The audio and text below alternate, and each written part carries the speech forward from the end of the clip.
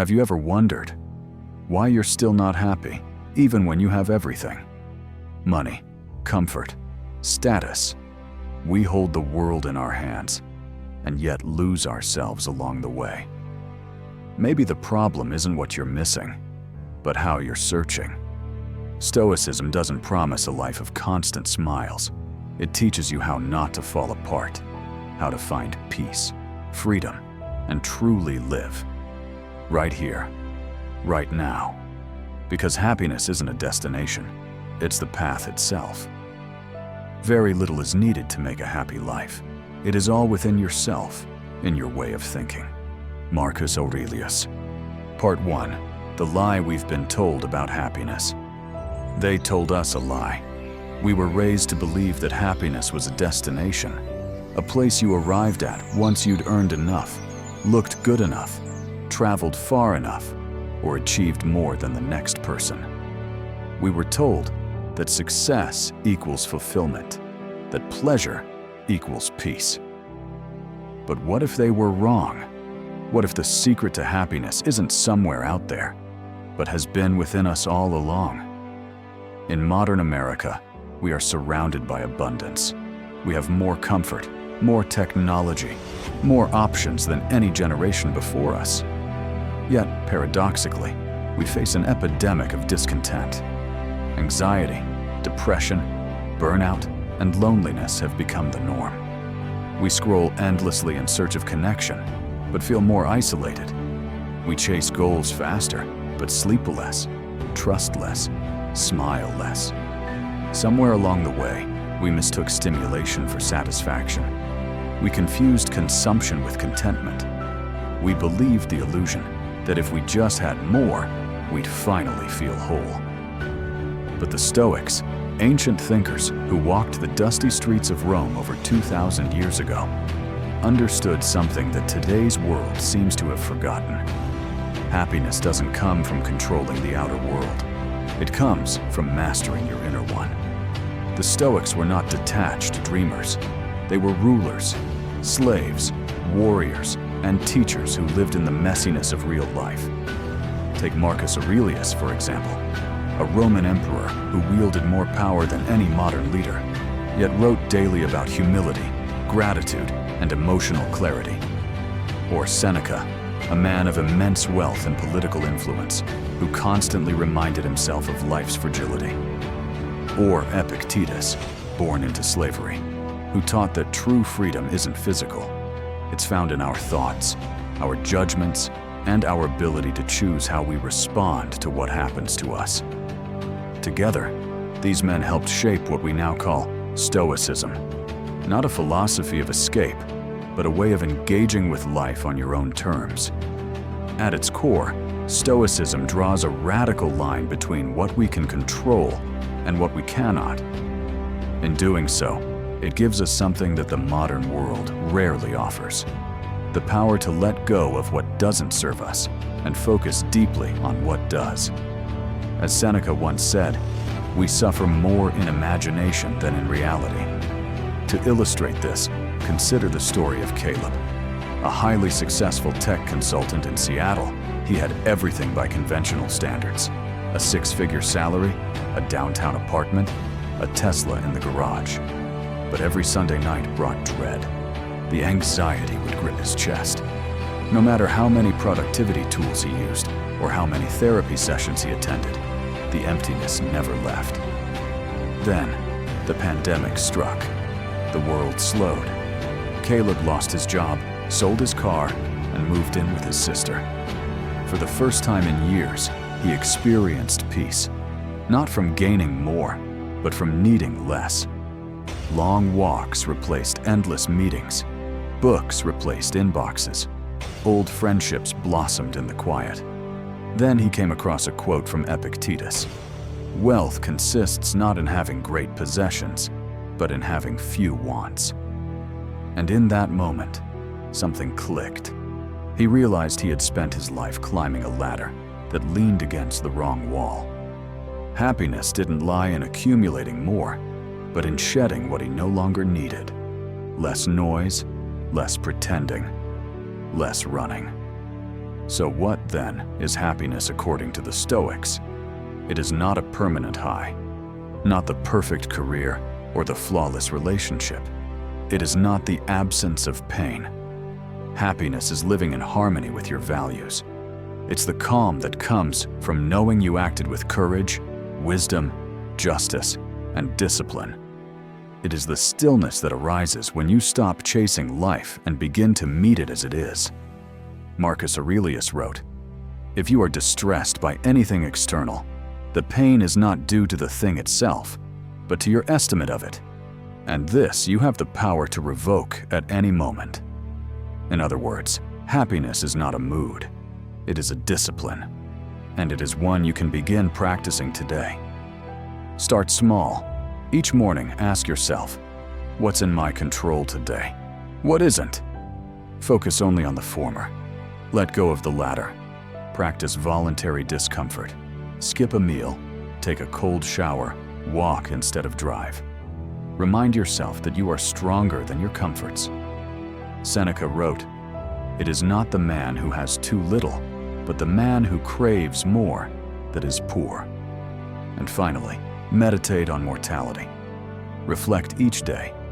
If this were my last, what would I regret? Let that question create urgency, clarity, and gratitude. As Marcus Aurelius advised, you could leave life right now. Let that determine what you do and say and think. So ask yourself honestly, are you chasing happiness like a hamster on a wheel? Or are you ready to slow down, look inward, and live like the Stoics? In a world addicted to noise, Stoicism offers silence. In a culture obsessed with more, it reminds us that enough is a superpower, because happiness is not found in having everything.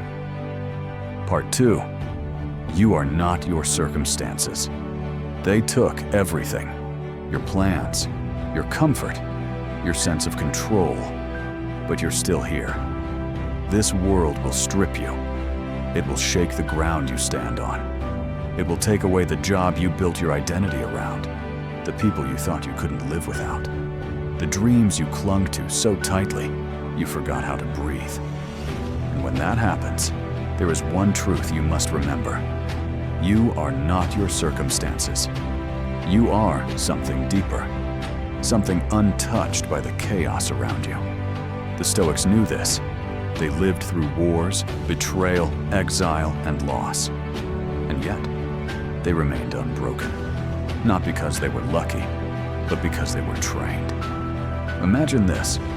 You're stuck in traffic, late for an interview.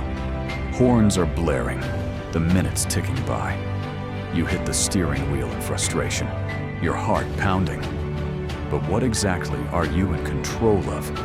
Not the traffic, not the clock, not the rain. Only one thing, your response.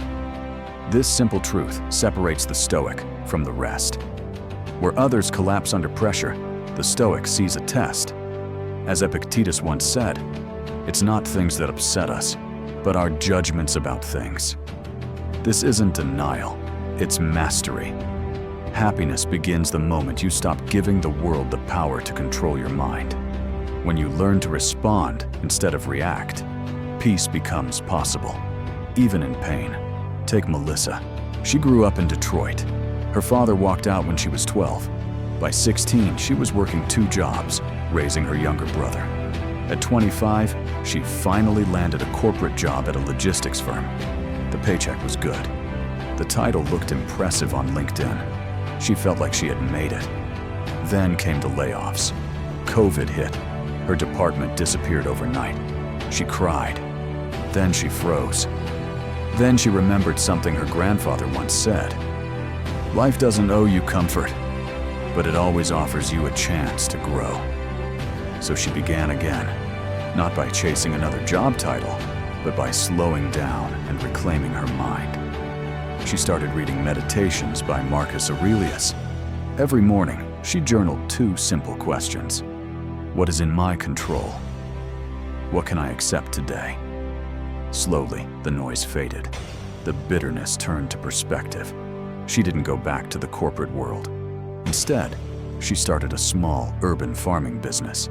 She found joy in the dirt, peace in the sun, purpose in teaching others how to grow something with their own hands.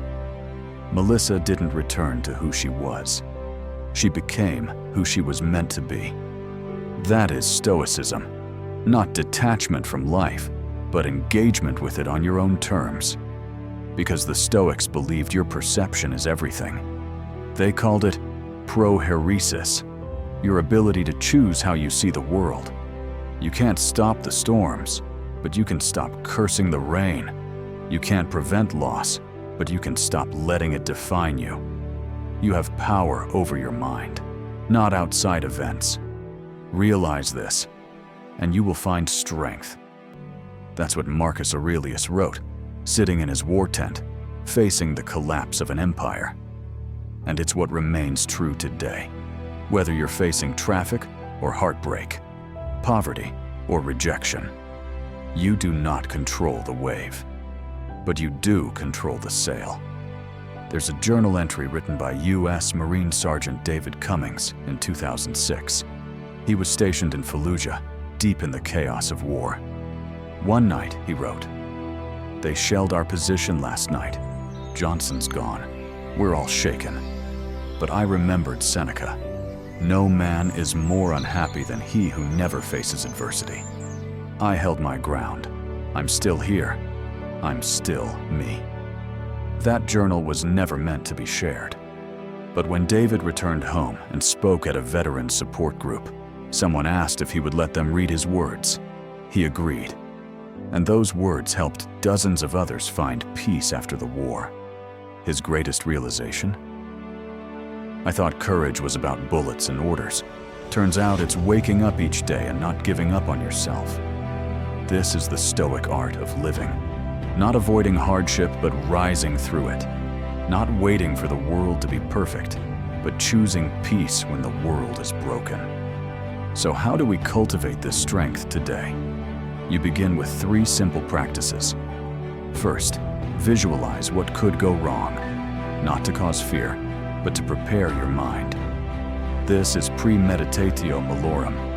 Ask yourself, what if I lost this? Could I still endure? Gratitude grows in the soil of awareness. Second, embrace amor fati, the love of fate. Stop wishing life were different. Start loving it as it is. Even the hard parts, even the unexpected losses. As Marcus Aurelius said, a blazing fire makes flame and brightness out of everything that is thrown into it. And third, reframe your narrative. When something bad happens, don't ask, "Why me?" Ask instead, "What does this make possible?"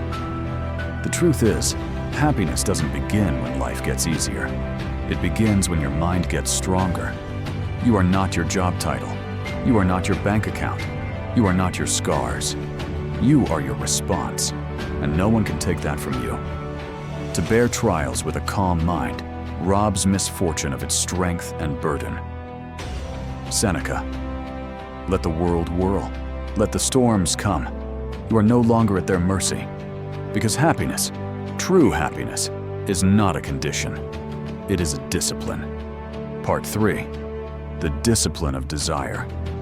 Why is it that the man with everything, money, luxury, power, still feels empty, while another, with nothing but a quiet walk through nature, carries peace in his chest? The answer is ancient, and the Stoics knew it well. Desire is the architect of our suffering. From the moment we wake up, we're bombarded with messages. You need more. Buy more. Achieve more. Be more. The average American sees over 5,000 ads a day, each whispering the same lie. You are not enough. Yet. But buy this, and you will be. Desire itself isn't evil, but when it attaches to things outside our control, status, appearance, wealth, it quietly becomes a cage.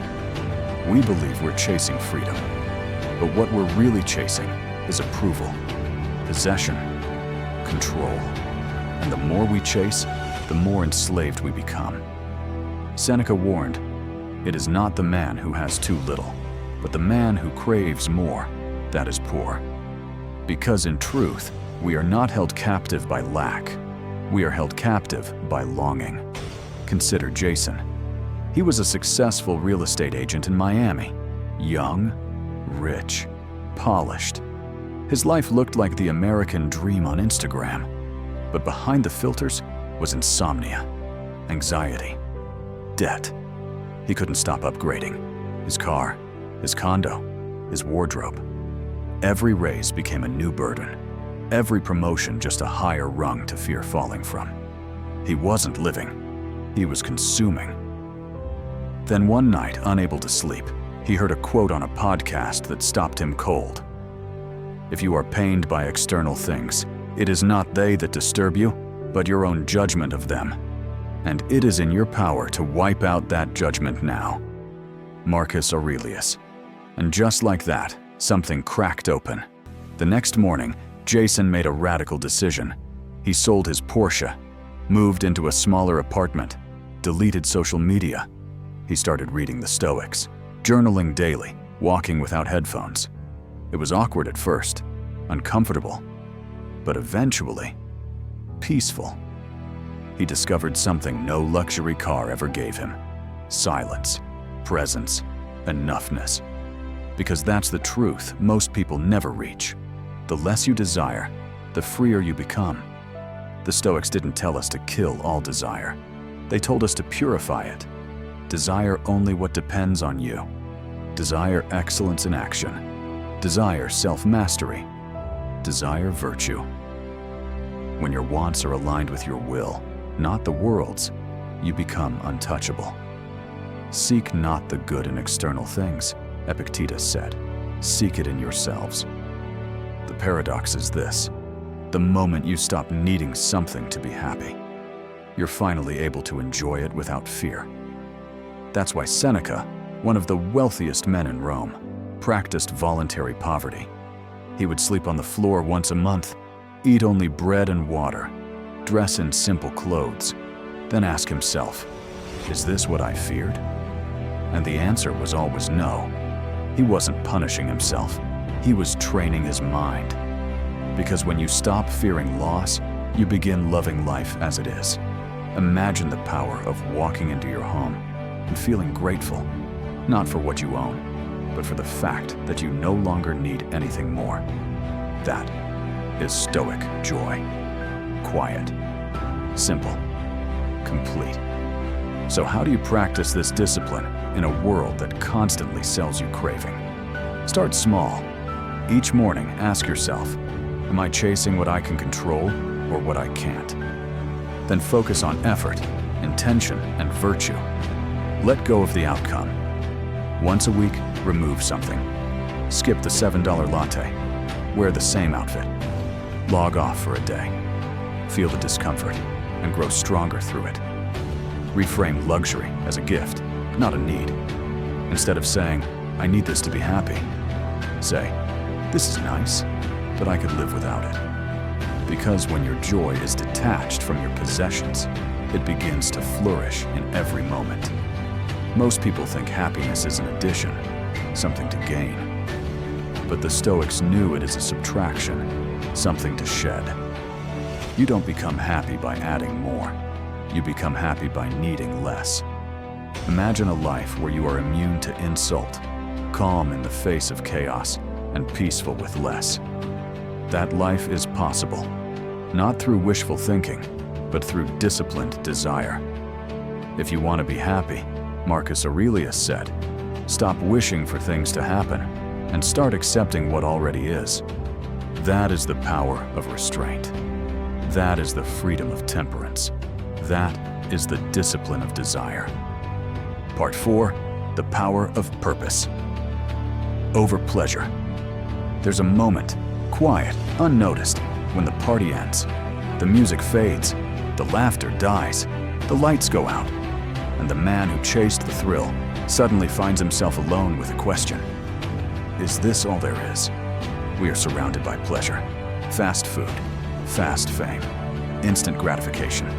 Everything is on demand. Everything is one tap away. And yet, we're tired, anxious, hollow, because pleasure is a trickster, sweet in the moment, empty in the aftermath. The Stoics warned us long ago, pleasure is not evil, but when it becomes your master, it devours you. Seneca wrote, "Pleasure without restraint is slavery. It takes without giving. It comforts without nourishing. And it leaves you weaker than it found you. But purpose strengthens you. Purpose asks more of you and gives more in return. It isn't always loud or glamorous. It doesn't always come with applause, but it gives you peace.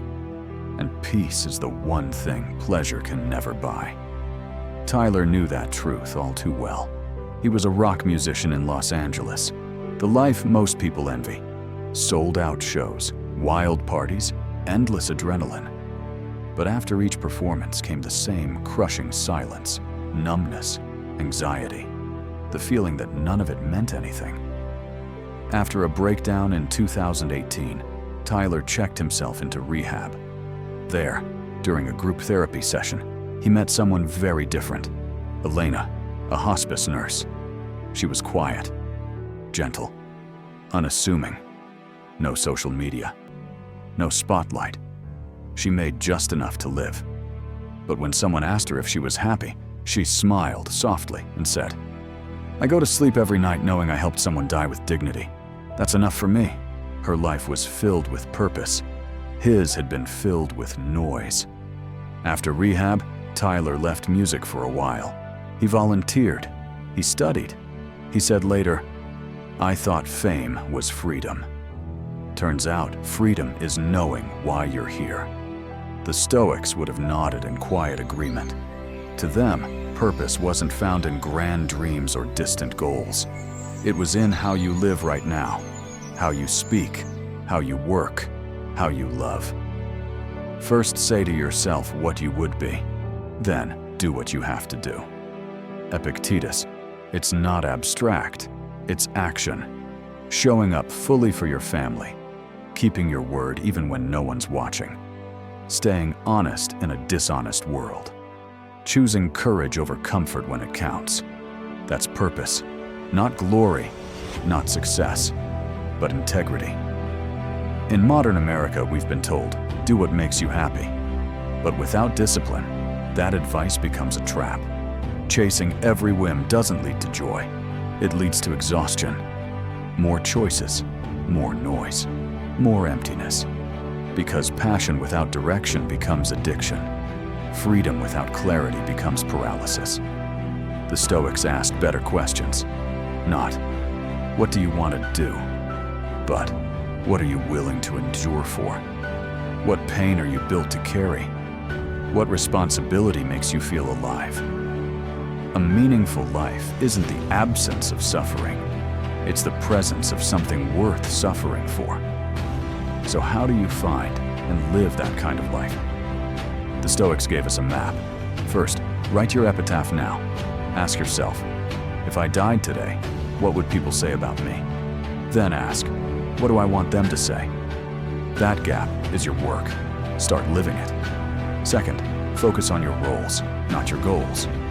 The Stoics believed we all have roles: parent, friend, citizen, creator. Play them with excellence. Let the outcome go. Do what nature demands. Get a move on if you have it in you. And don't worry whether anyone will give you credit for it. Marcus Aurelius. And third, take the obstacle as a path. Don't just wish the problem away. Ask, how can I serve through this?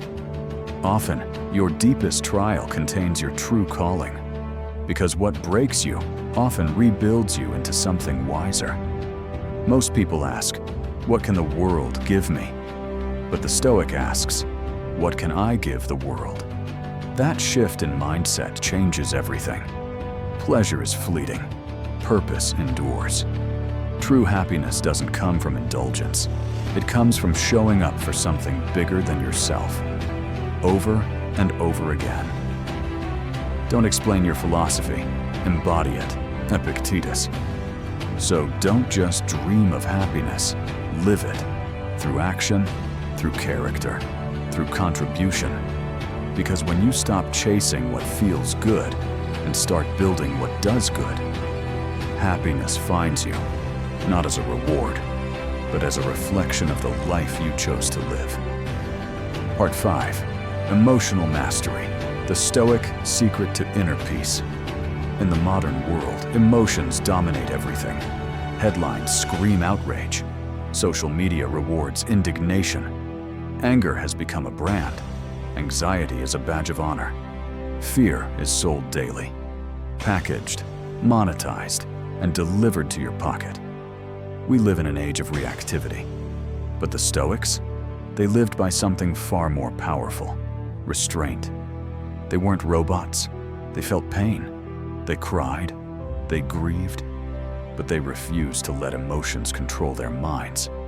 Because the moment your emotions own you, your freedom is gone.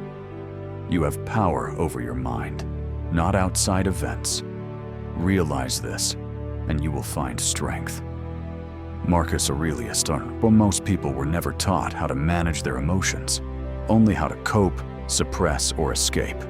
We lash out when we feel insulted. We spiral when rejected. We implode when overwhelmed. And the world tells us, that's just who you are.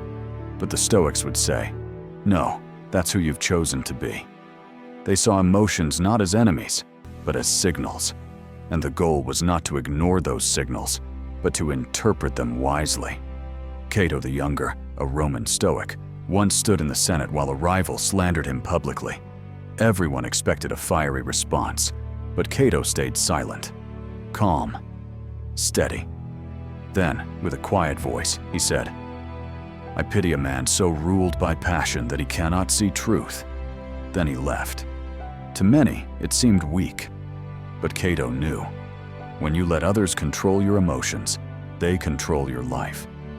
Mastery isn't about having no emotion. It's about having the courage to feel everything, and the discipline to act wisely anyway. In today's America, mental health is in crisis. Anxiety disorders affect millions. Depression is now one of the leading causes of disability. And we're taught to react instantly. Like post, argue, defend, cancel. But the Stoics offer another path, a middle path, a quiet internal strength built not through suppression, but through self-awareness. There's a story about Nate, a firefighter from Montana. After years of responding to traumatic calls, explosions, wrecks, grieving families, he began to suffer panic attacks at night. Even in silence, his mind was loud. Then one evening, alone, he read a quote by Epictetus. "It's not things that upset us, but our judgments about things."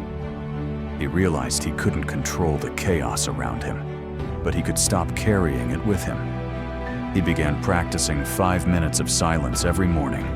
He paused before every emergency call, taking a single deep breath. And after each shift, he wrote down one thing he was grateful for. Stillness didn't make him less of a firefighter. It made him more of a man. Because emotional mastery isn't about avoiding the fire.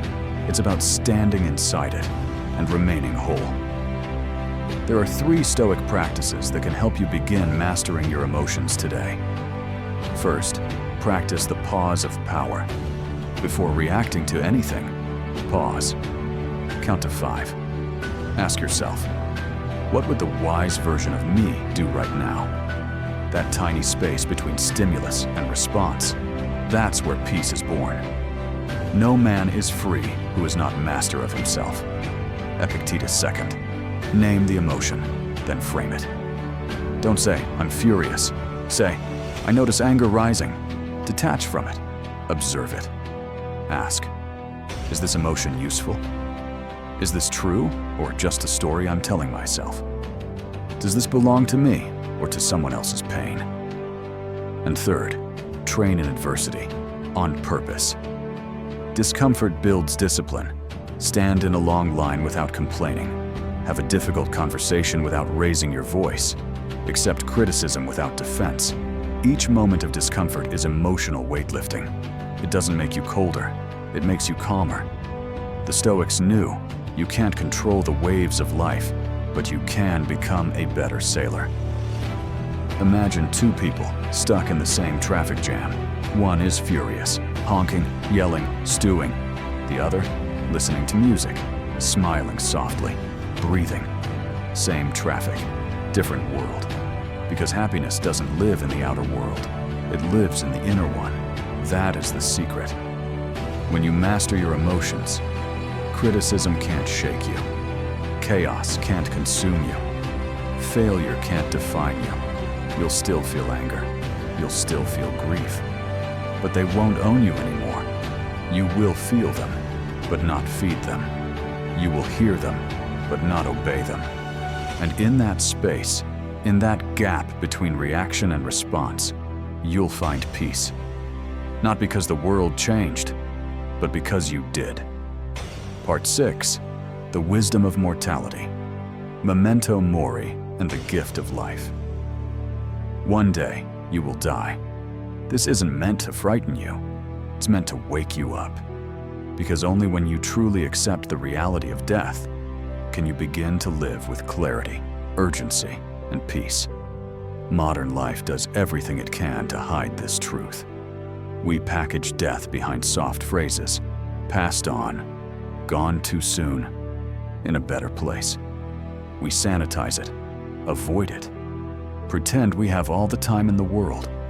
But the Stoics didn't run from death. They sat beside it. They spoke to it. They let it become a mirror that revealed what really mattered.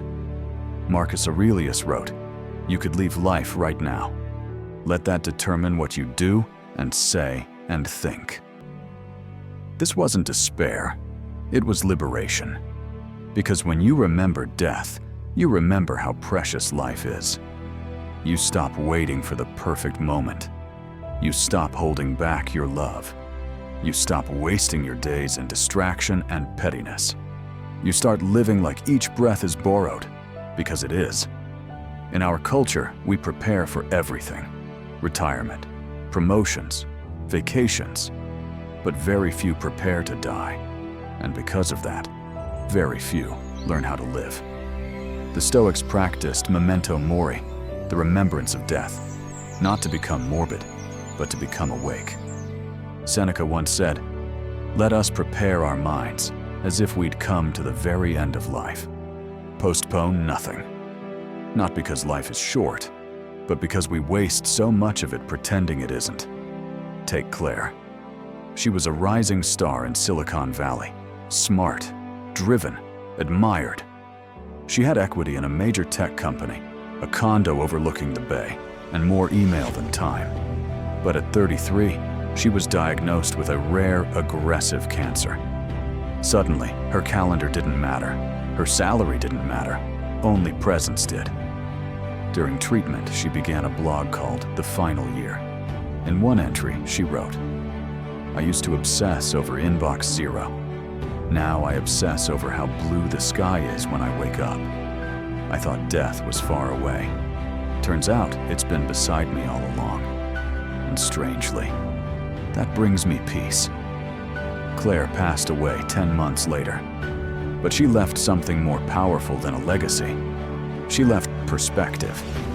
Death is not a punishment. It is a teacher. The Stoics didn't pretend it didn't hurt. Marcus Aurelius buried many of his children. Seneca lost friends. Epictetus watched his world collapse more than once. But none of them let death make them bitter. They let it make them better. They used death as a compass, pointing them toward what truly matters. Don't live as if you were going to live 10,000 years. Death hangs over you. While you live, while it is in your power, be good. Marcus Aurelius. We spend so much time fearing death that we forget to fear the real danger, wasting our one and only life. So how do you practice memento mori today? Not as fear, but as fuel. Start with this. Each morning, look at your day and ask, if this were my last, how would I live it? Would you still hold that grudge? Would you still scroll endlessly? Would you still delay saying, "I love you"? This question isn't hypothetical. It's reality. Any day could be your last. That's not morbid. That's truth. Next, visualize your funeral. Not to depress yourself, but to clarify your priorities. Ask, what would they say about me? What do I want them to say? That gap, that's your work. And finally, practice gratitude for the temporary. Notice the warmth of sunlight on your skin, the laugh of a friend, the smell of your coffee. All of it, fleeting. And that's what makes it beautiful. As Cicero echoed from Stoic thought, to be content with little is true wealth. You see, most people don't live. They wait. Wait for the right job, the right partner, the right time. But the Stoic lives now because he knows tomorrow is not promised. Seneca wrote, "Life is long if you know how to use it." Every moment is a gift. Every breath is a treasure. Not because life is perfect, but because it is fragile. Look in the mirror today and whisper to yourself, "This body, this breath, this day, it's all on loan. And one day, you'll return it. But not yet. Today, you live. Not someday, not eventually. Now, and when you make peace with death, you unlock the deepest Stoic secret. You were never afraid of dying. You were afraid of never truly living." Part 7. The freedom of letting go. We cling to people, to dreams, to identities, to outcomes we cannot control.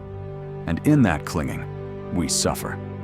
We believe that if we hold tightly enough, love won't leave, success won't fade, life won't change. But it does. It always does. The Stoics understood this. They didn't run from impermanence. They bowed to it. Because what you refuse to release will one day be taken from you anyway. He who is disturbed by things is enslaved by them. Epictetus. Freedom, then, is not found in grasping. It's found in letting go. Modern life encourages the opposite. It tells us to define ourselves by what we accumulate, our careers, our followers, our bank accounts. It tells us that to lose something is to lose ourselves.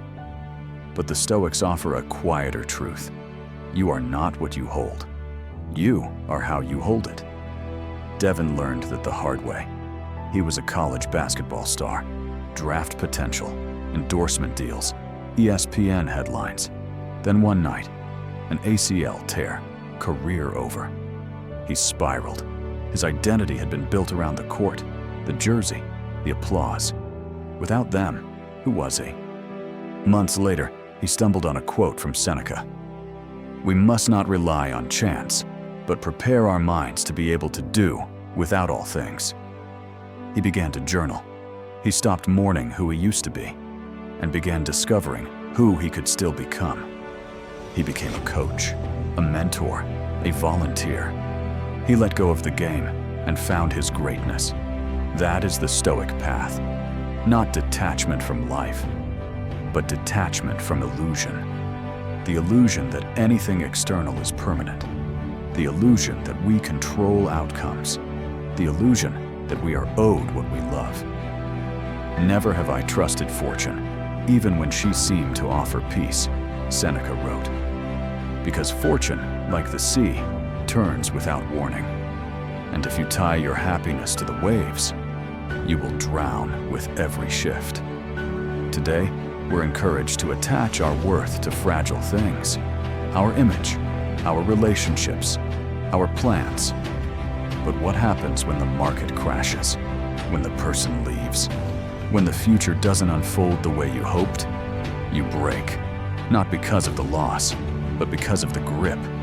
The Stoics taught us to love fully, engage fully, live fully, but hold it all with open hands. And when we do, something strange happens. We begin to enjoy life more. Why? Because when you stop fearing loss, you stop fearing life. So how do we practice this freedom, the freedom of letting go? Start here. Each morning, practice premeditatio malorum, the anticipation of loss. Visualize losing your job, your possessions, even the people you love. Not to become numb, but to remember they are not yours, they are borrowed. And to remind yourself, even if you lose everything, you will not lose yourself. Then, shift your mindset from expectation to preparation. Don't say, I hope this goes well. Say, I'm prepared for whatever happens. Let go of the outcome. Master the response. And finally, practice detachment with gratitude. When something beautiful enters your life, say, this is not mine, it is a gift.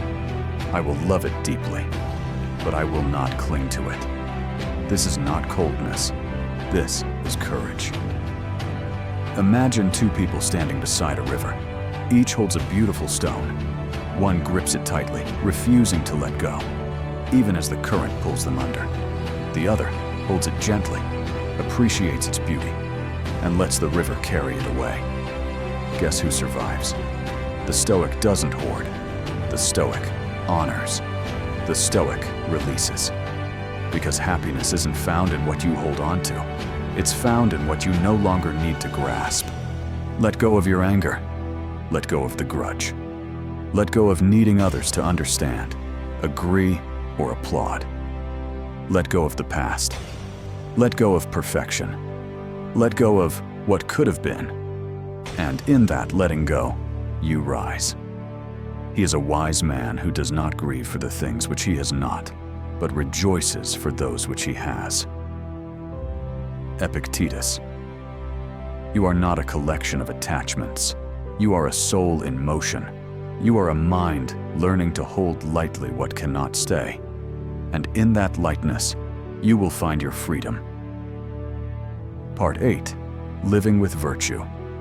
The Stoic Compass for a Fulfilling Life. What if happiness had nothing to do with how life treated you, but everything to do with how you chose to live? What if joy was not something to find, but something to become? The Stoics had a radical answer to the question that haunts every generation. How should I live? Their answer was not wealth, not reputation, not even pleasure. Their answer was simple: enduring, eternal, virtue. They believed a good life is a virtuous life, not just morally good, but internally unshakable. Because when your choices align with your values, you no longer need the world's approval to feel peace. You can commit injustice by doing nothing, Marcus Aurelius wrote. To the Stoics, character wasn't optional. It was the very soul of happiness. So what is virtue? In Stoic philosophy, it's made of 4 cornerstones, each one a pillar of strength. 1. Wisdom, the ability to see clearly and act rightly. It's not just knowledge, but knowing what matters. Not just being smart, but being sound. It's asking, is this within my control, before acting? It's choosing reason over impulse, clarity over confusion. Wisdom sees through false promises and shiny distractions. It listens more than it speaks. It acts from principle, not popularity. 2. Courage, the strength to do what is right, even when it's hard. Not just in war, but in the quiet moments. Speaking the truth when it costs you. Standing up for someone who has no one. Starting again after failure. Facing the fear, and moving forward anyway. Courage doesn't wait for the fear to go away. It walks with it.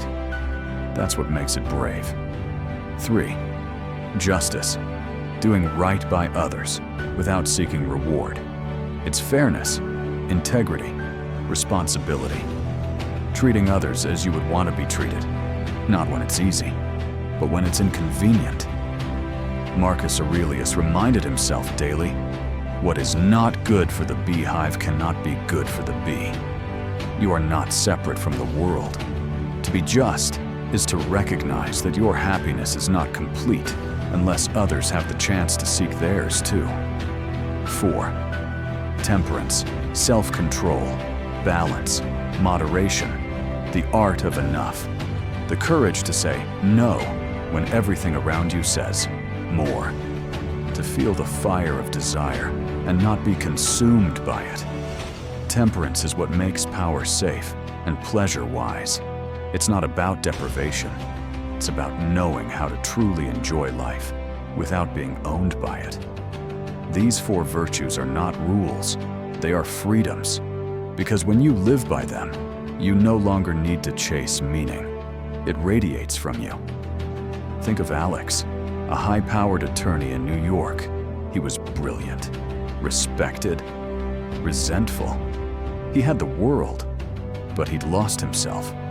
Chasing billables, compromising ethics, drowning in stress. Then, during a silent retreat, he read the words of Epictetus. Know, first, who you are, and then adorn yourself accordingly. That line stayed with him. He returned, resigned, took a teaching job at a local community college. Now, he makes half the money, but sleeps twice as well. He smiles more, listens deeper, loves better. Not because life got easier, but because he began living by his compass, not the world's map. So how do you begin? Start by asking yourself at the end of each day, did I act with wisdom? Did I show courage?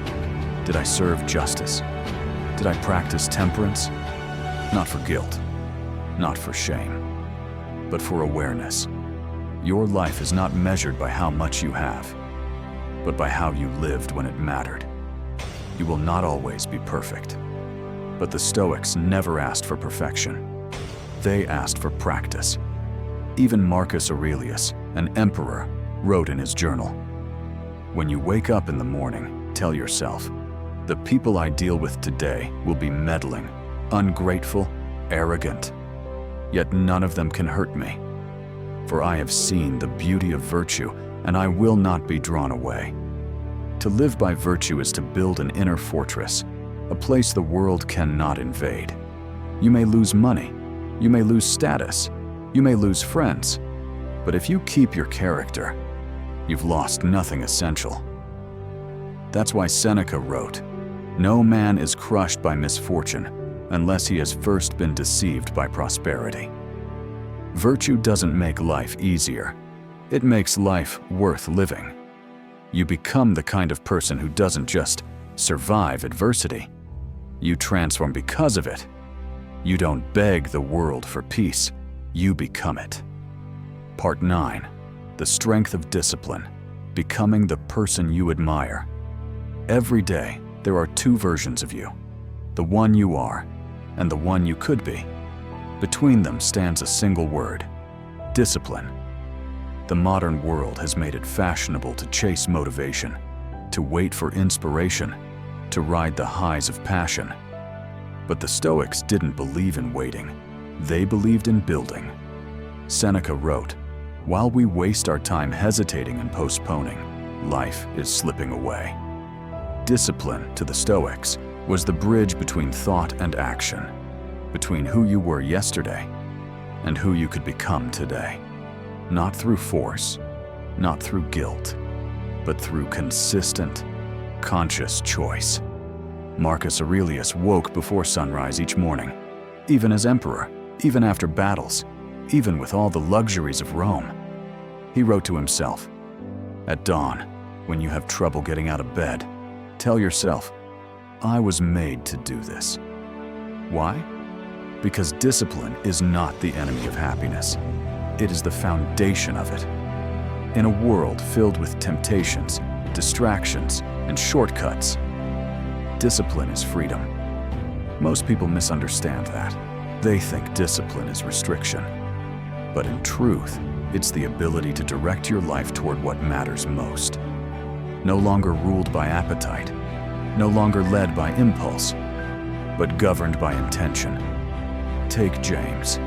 He grew up in the Midwest, struggled in school, failed out of college, spent his 20s numbing himself. Alcohol, video games, shallow relationships. Then one day, he found his grandfather's old book collection in a dusty attic. Among the titles, The Discourses by Epictetus. He flipped to a page and read, No man is free who is not master of himself. That one sentence cracked something open. He began waking up at 5 a.m., cold showers, daily reading, journaling. One push-up became 20. One day, sober became 30. Then 60. Then a year. His friends laughed, called him extreme. But James was changing, not for applause, but for himself. And with each disciplined act, he was becoming the man he once thought was unreachable. That's the quiet miracle of discipline. It doesn't ask for talent, it asks for effort. And every act of effort is an act of self-respect. So how do the Stoics teach us to cultivate it? Start with micro-victories. Discipline isn't built in the extremes, it's built in the ordinary. Make your bed. Show up on time. Speak less. Listen more. Choose water instead of wine. Say no when you want to say yes. Say yes when fear says no. Each small act is a brick, and brick by brick, you build your character. Progress, Epictetus said, is not achieved by luck or accident, but by working on yourself daily. Second, embrace voluntary discomfort. Train your will like a muscle. Walk in the rain. Fast for a day. Take the stairs. Sleep without a pillow. Why? Because the person who seeks out challenge when it's optional will stand firm when it's not. Third, define your identity, not your goal. Don't say, I want to write a book. Say, I am a disciplined writer. Don't say, I want to be fit. Say, I am the kind of person who honors their body. Your identity will drive your habits, and your habits will define your future. Discipline is not about doing more. It's about doing what matters, even when it's hard. And it will be hard. The path of discipline is quiet, uncelebrated, lonely at times. But while others chase ease and comfort, you will become the person they turn to in chaos, because you've trained for this. You've built this, and no one can take it from you. You don't have to be perfect. You don't have to be the strongest, fastest, or smartest. You just have to show up again and again and again. That is what separates those who dream from those who become. Part 10. The Art of Resilience, Turning Pain into Power. The Stoic Way. Life will break you. That's not a possibility. It's a promise. The people you love will leave. The plans you make will collapse. The world will not bend for your comfort. It never has. But here's what the Stoics knew. You are not here to be protected. You are here to become. And resilience, true resilience, is not about avoiding pain. It's about transforming through it. Epictetus was born a slave. He was beaten, degraded, owned. And yet, he wrote with more inner freedom than most kings. Difficulties show a person's character. So when trouble comes, think of yourself as a wrestler who has been matched with a tough opponent. To the Stoics, pain is not your enemy. It is your mirror. It reveals who you are and what you still need to become. Most people break in the face of adversity. They numb. They collapse. They give up. Not because they are weak, but because they were never taught that suffering is sacred, that every scar carries a seed, that every loss is a teacher, that every setback hides an invitation. Will you rise? Take Vanessa. She lost her son in a car crash, 6 years old. The kind of loss that rearranges your soul. She didn't speak for weeks. She stopped eating. The world dimmed. Then one night, she read these words from Marcus Aurelius. Do not seek for things to happen the way you want them to. Rather, want them to happen the way they do happen, and your life will go well. It wasn't comfort, but it was clarity. She realized she could not bring her son back, but she could decide what his death would mean. She began volunteering with grieving mothers. Then she created a support network. Today, thousands have found healing through her story. Her pain became her purpose, not because it stopped hurting, but because she chose to carry it differently. That's what Stoicism teaches us. You don't need a life without pain. You need a mind trained to use it. So how do we build that kind of resilience? Start with this. Reframe your pain. Stop asking, why me? Start asking, what is this shaping in me? The Stoic doesn't see misfortune as a punishment. They see it as preparation. Seneca wrote, "A gem cannot be polished without friction, nor a man perfected without trials." Next, practice voluntary hardship. Walk without your phone. Sleep without a blanket. Go without food for a day. Face discomfort on purpose. Because when you face small adversity by choice, you train for real adversity without fear. And third, hold on to your power of choice. No matter what life takes, your response remains yours. They can take your job, your health, your plans, but your will, your prohairesis, is yours to the end. Resilience is not Stoic silence. It's Stoic strength. It's not getting over it. It's moving through it, consciously, courageously. You don't have to pretend everything's fine. You just have to decide that you are not done yet. Marcus Aurelius, facing plague, betrayal, and war, still wrote, "The impediment to action advances action. What stands in the way becomes the way." Not a metaphor, a mindset. That breakup, that diagnosis, that failure, it's not the end, it's the path. Not because it's easy, but because it's yours. And if you're walking through hell, walk with purpose. If the storm comes, stand like a lighthouse. You don't need the weather to be calm. You need to be anchored. Part 11. Choosing stillness in a noisy world. There is a noise the world makes. It never stops. Scroll, click, watch, react. Another headline, another opinion, another notification. Even in silence, your mind spins. To-do lists, regrets, what-ifs, what's next? You check your phone, not because you need to, but because stillness feels unfamiliar, uncomfortable, empty. But the Stoics knew. Stillness is not the absence of movement. It's the presence of control. Nowhere can man find a quieter or more untroubled retreat than in his own soul. Marcus Aurelius. Stillness is not doing nothing. It is doing the right thing, deliberately, calmly, without frenzy. It is the ability to sit with yourself without needing distraction to avoid discomfort. Because when the world spins faster, the wise person slows down. Think of today's world. Our lives are engineered for reactivity. We measure worth in likes, urgency in red bubbles, and connection in streaks. Every idle moment becomes a scroll. Every quiet breath becomes a dopamine hit. But the Stoics practiced something radical: self-command.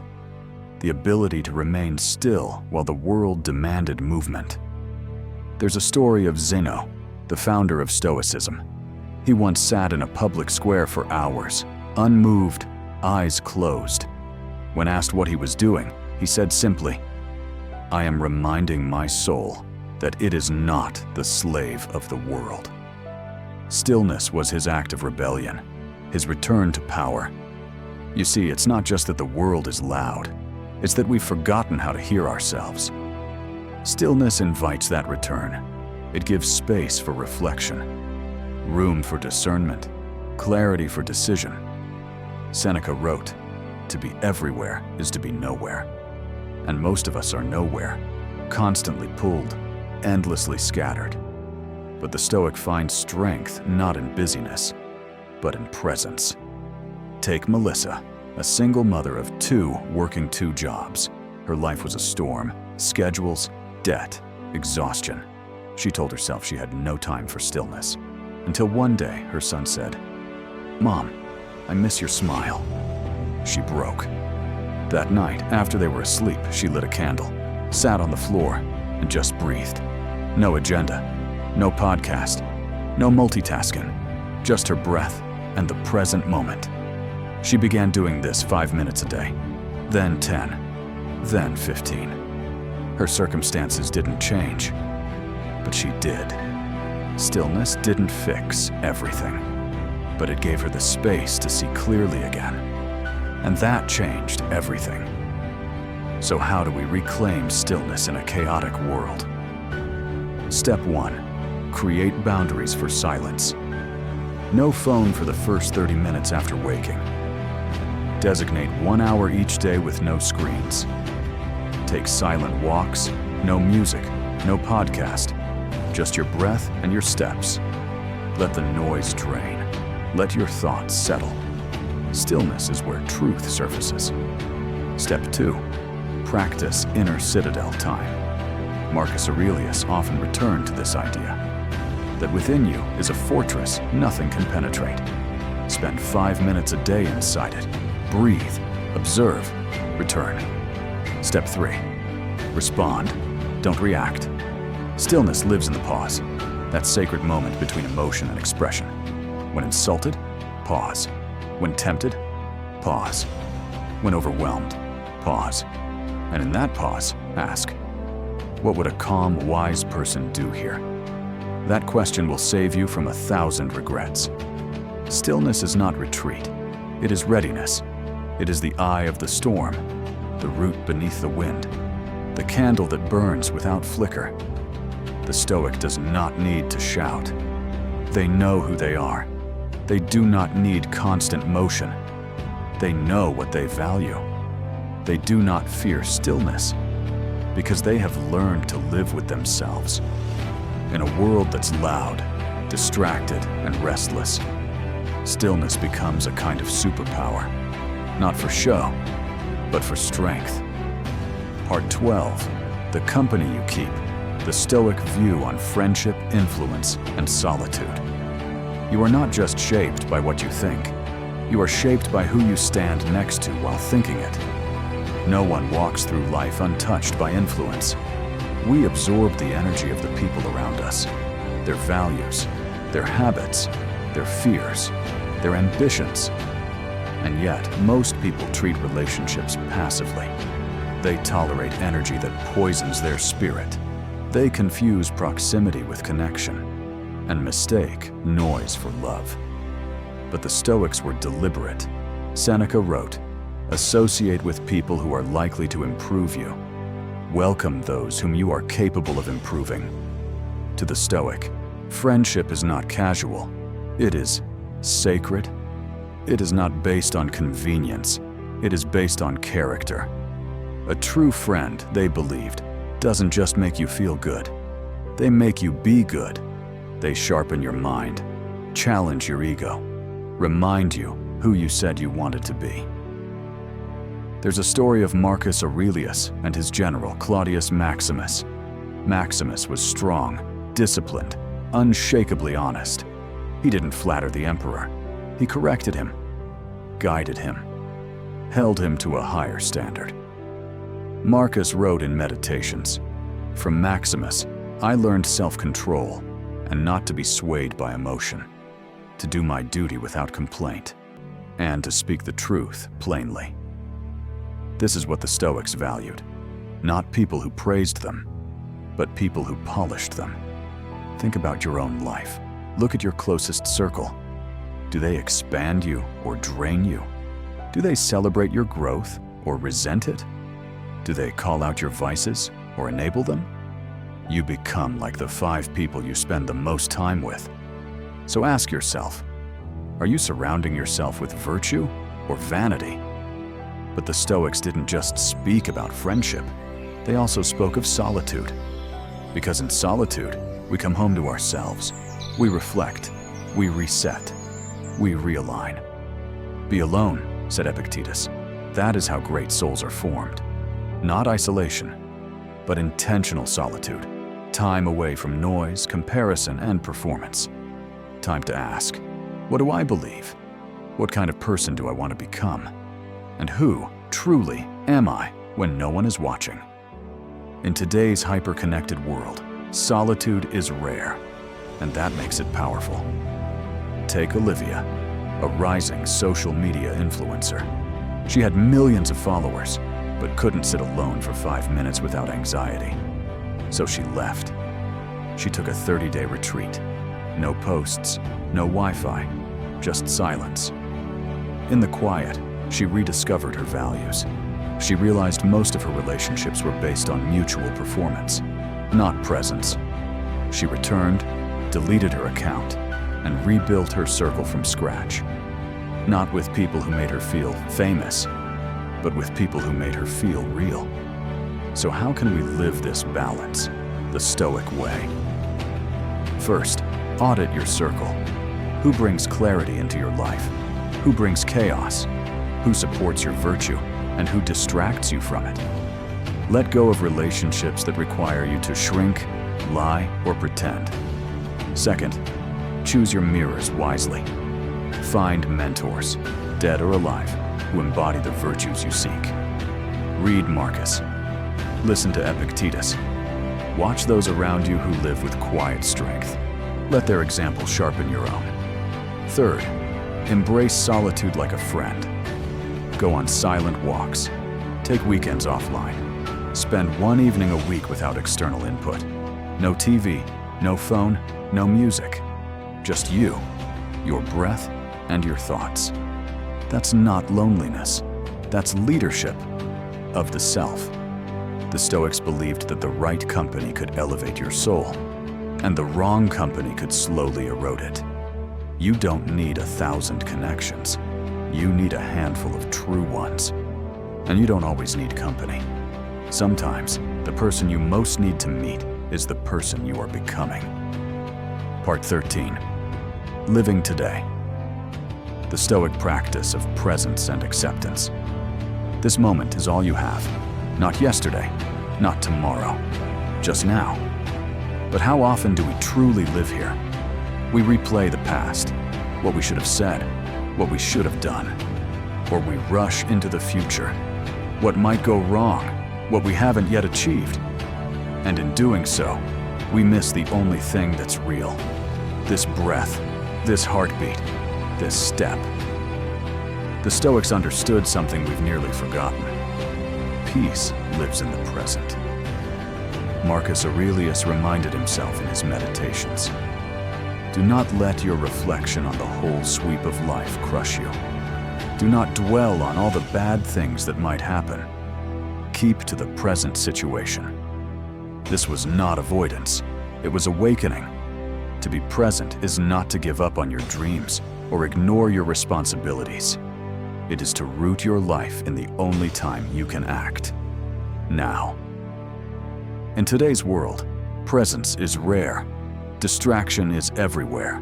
Multitasking is glorified, and anxiety has become normal. But behind every stressor, there is the same illusion that something else, some other moment, is more important than this one. The Stoics would ask, what are you postponing? What are you waiting for to finally begin? What beauty are you blind to because you're looking somewhere else? Presence is not a weakness, it is a discipline. There's a story of a Roman senator named Gaius. During a brutal campaign, he was injured and sent home to recover. He was devastated, angry, obsessed with the war he could no longer fight. One day, walking slowly through his garden, he noticed an ant carrying a crumb 10 times its size. It stumbled, dropped it, picked it up again. Over and over. It didn't complain. It didn't rage. It simply moved forward, one tiny step at a time. Gaius realized, the battle is here, not out there, in how we meet this moment, not the one we imagined. He never returned to war, but he became a teacher and a philosopher, and in doing so, found a different kind of victory. Seneca wrote, "True happiness is to enjoy the present without anxious dependence upon the future." But how do we do that? First, slow down. Not forever, just now. Slow your breathing. Slow your chewing. Slow your speech. Let your body remind your mind that there is no rush. Second, practice single tasking. Do one thing fully. When you eat, eat. When you listen, listen. When you walk, feel the weight of your body move through space. Let the moment be enough. Third, let go of the war with reality. We suffer not because of what happens, but because we wish it hadn't. You have power over your mind, not outside events. Realize this, and you will find strength. Marcus Aurelius. Accept the rain, accept the traffic, accept the fact that people won't always understand you. Acceptance is not surrender, it is maturity. When you stop resisting what is, you begin to shape what can be. There's a quiet magic in presence, the taste of warm tea, the weight of sunlight on your skin, the sound of a loved one breathing beside you. These are not small things, these are life. We keep waiting for real life to start. When the job comes, when the kids grow up, when the pain goes away. But life is happening now, and it doesn't wait for your permission to pass. Part 14. What you control, what you don't. The most powerful Stoic distinction. Imagine this. You're in the middle of a storm at sea, waves crashing, sky darkening, winds howling. You grip the wheel of your small boat. You cannot stop the storm. You cannot calm the waves. You cannot command the sky, but you can still hold the wheel. That is the Stoic worldview in one image. You cannot control the storm, but you can control how you sail through it. Epictetus said it with clarity. Some things are up to us, and some things are not. And if you truly understand this, you are already free. Because most of your suffering, most of your anxiety, your frustration, your despair, doesn't come from what happens. It comes from your need to control what you never could. You try to control what others think of you, how people behave, whether you succeed, whether they stay, whether life unfolds according to your script. And when it doesn't, you break. But the Stoic doesn't try to bend the world. They bend themselves. They say, what can I control in this moment? And they leave the rest to nature, to fate, to God, to time. Take Andre, a startup founder. Brilliant, visionary. He poured his soul into a product for 3 years. He sacrificed sleep, money, even relationships. Then the market crashed. Investors pulled out. His dream crumbled. He fell into a spiral. Rage, depression, self-doubt. Until one day, while listening to a podcast, he heard this quote from Epictetus. Make the best use of what is in your power, and take the rest as it happens.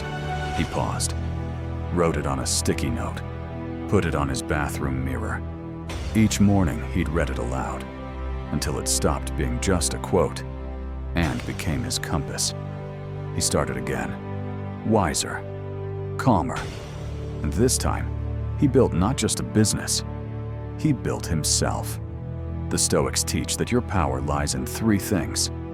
1. Your thoughts. You don't control what pops into your mind, but you do control what you entertain, what you believe, and what you reject.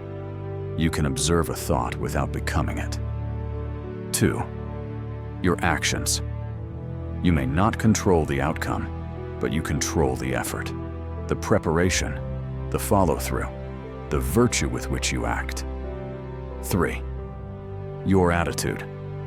You don't get to choose the weather of life, but you choose your internal climate, your posture, your interpretation. Everything else, health, success, recognition, traffic, reputation, fate, the past, the future, is outside your grasp.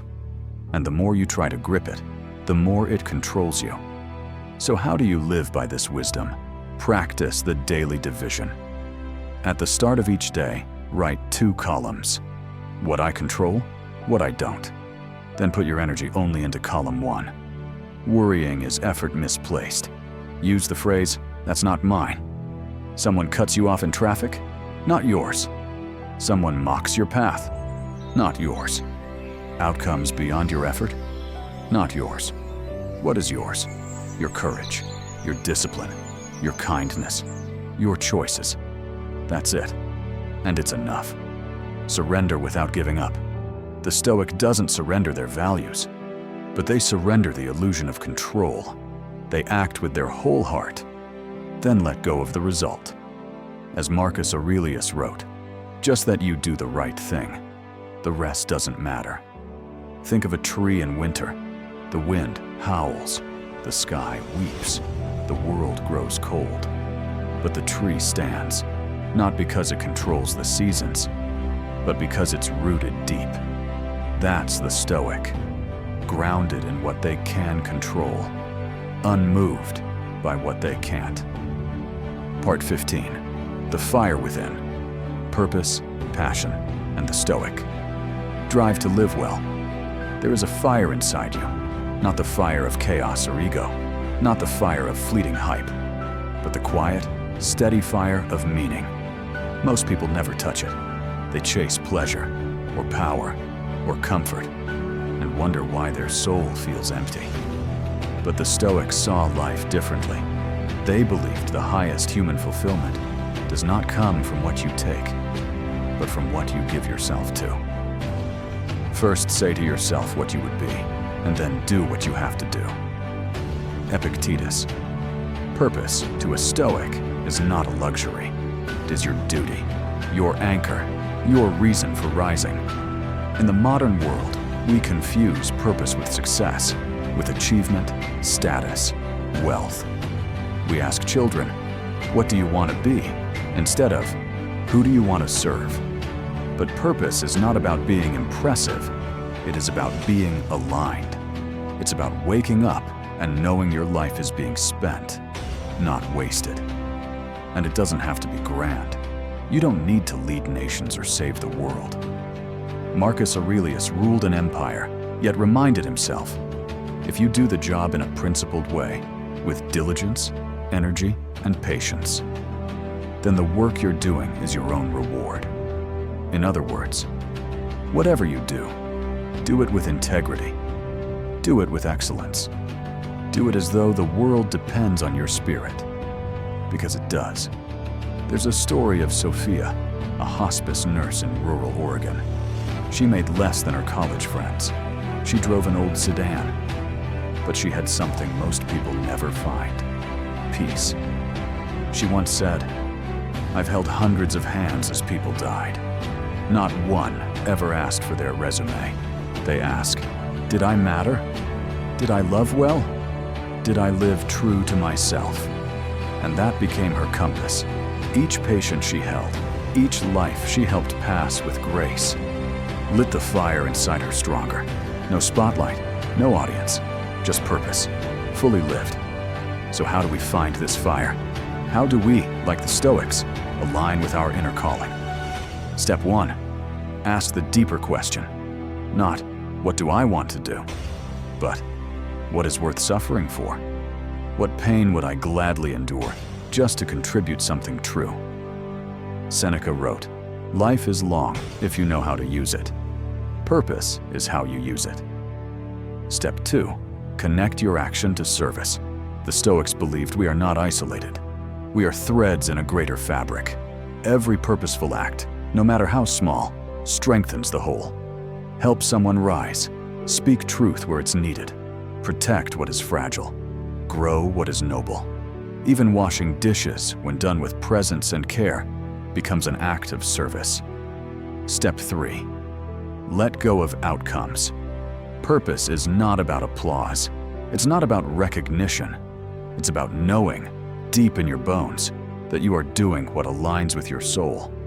Whether anyone sees it or not, your fire is not always visible. It doesn't roar.